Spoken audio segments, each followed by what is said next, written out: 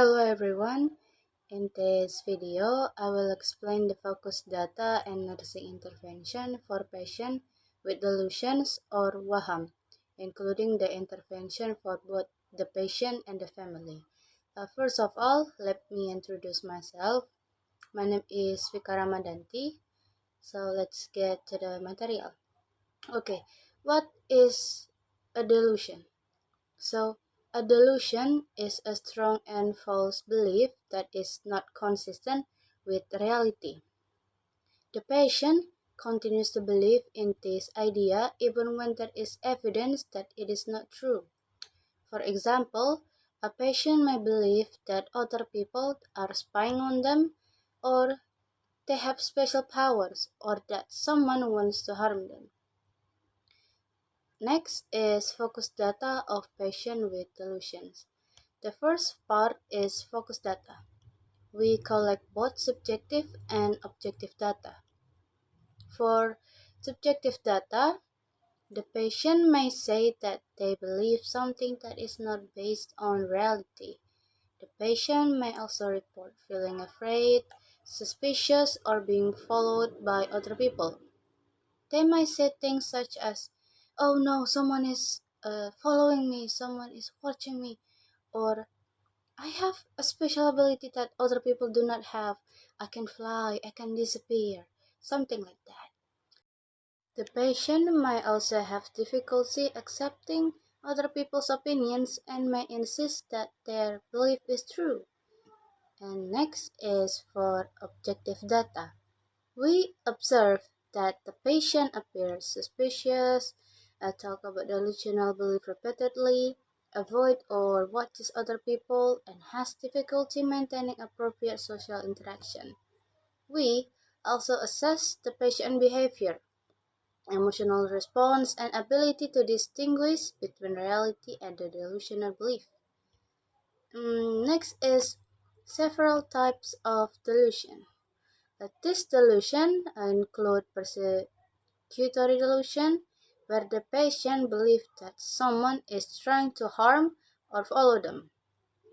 Next is grandiose delusions, where the patient believes they have special abilities or status.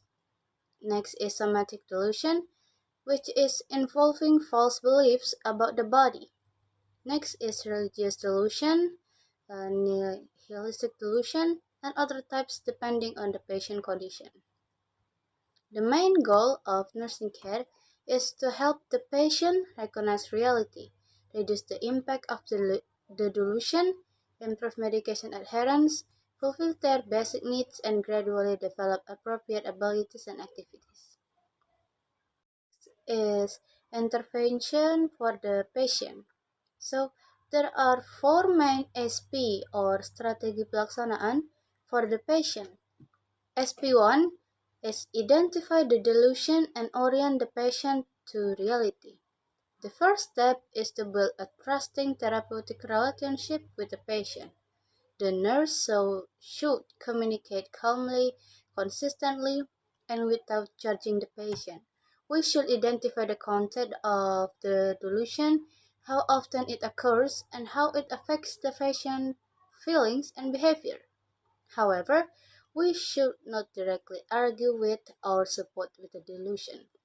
For example, instead of saying, "Yes, someone is really following you," or "Oh my god, yes, someone is trying to hurt you," or "No, that's completely ridiculous."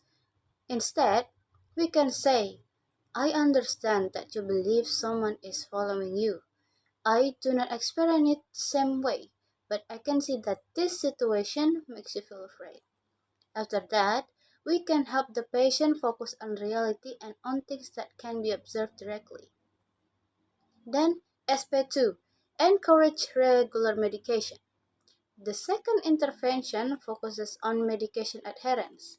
The nurses explain the purpose of the medicine, the importance of taking it regularly, and how medication can help reduce the symptoms of delusion. We also explain the correct way to take the medication and monitor its therapeutic effects and possible side effects. The important point is that the patient should understand that medication is part of their treatment and should be taken according to the prescribed schedule. Next is aspect 3, fulfill unmet needs. So, the third intervention focuses on identifying and fulfilling the patient's basic and personal needs. The nurses assess needs such as food, sleep, hygiene, social interaction, safety, and meaningful activities.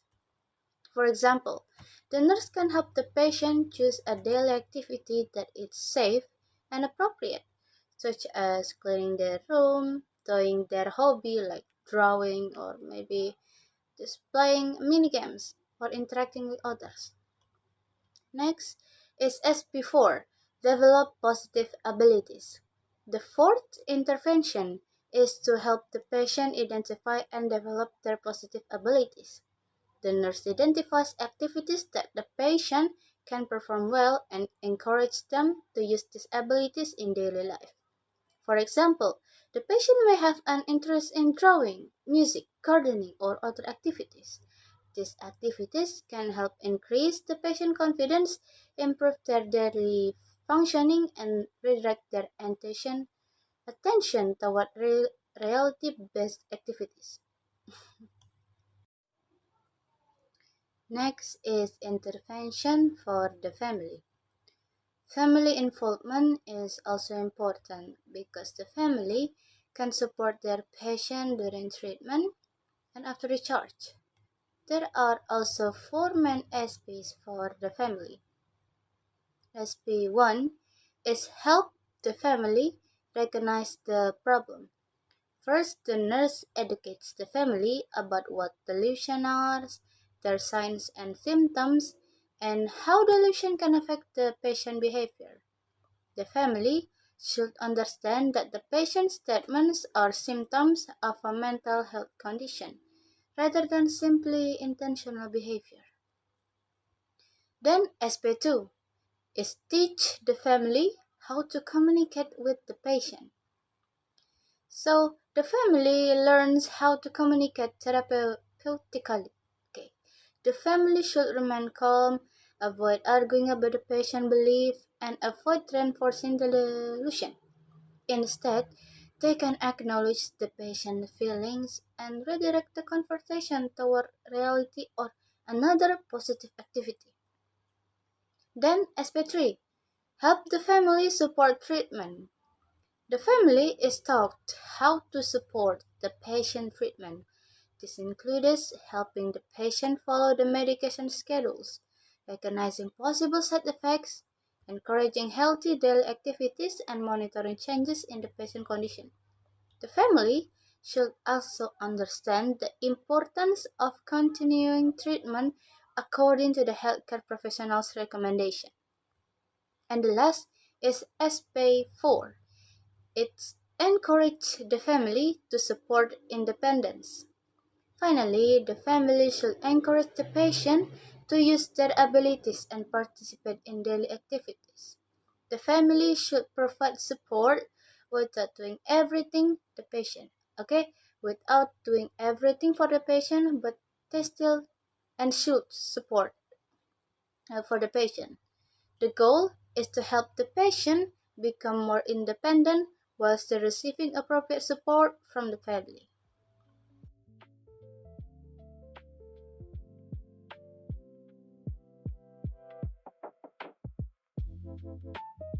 I apologize if there is a spelling mistake or well, the material is too short or there are words that not clear enough to hear by the ear. So that's all. I hope this material can be useful for you guys. And bye bye. Wassalamualaikum warahmatullahi wabarakatuh.